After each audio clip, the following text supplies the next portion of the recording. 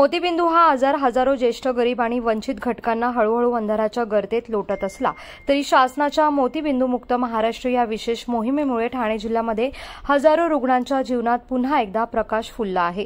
जिल्ह्यासाठी 7182 शस्त्रक्रियांचं लक्ष्य होतं, मात्र त्याहून दुप्पट म्हणजेच तब्बल 13,351 मोतीबिंदू शस्त्रक्रिया यशस्वीरित्या पार पडत आहे।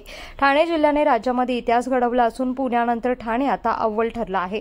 22 जुलै ते 22 ऑगस्ट 2025 या एका महिन्याच्या मोतीबिंदू मुक्त महाराष्ट्र या विशेष मोहिमेमध्ये ठाणे सिव्हिल रुग्णालयासह जिल्ह्यातील सर्व शासकीय रुग्णालय, खासगी रुग्णालय, एनजीओ तसंच सर्व वैद्यकीय महाविद्यालय आणि माध्यमांनी खांद्याला खांदा लावून काम केलं आहे।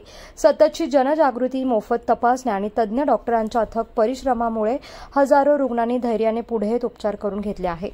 या मोहिमेमध्ये राज्यात 1 लाख मोतीबिंदू शस्त्रक्रिया पार पाडण्याचं उद्दिष्ट राज्य शासनाने निर्धारित केलं होतं आणि ह्या मोहिमेमध्ये उद्दिष्ट सफल देखील झालं आहे। एकट्या ठाणे जिल्ह्याने यामध्ये 13,351 शस्त्रक्रिया करून उद्दिष्टपूर्तीचा मोठा वाटा उचललाय।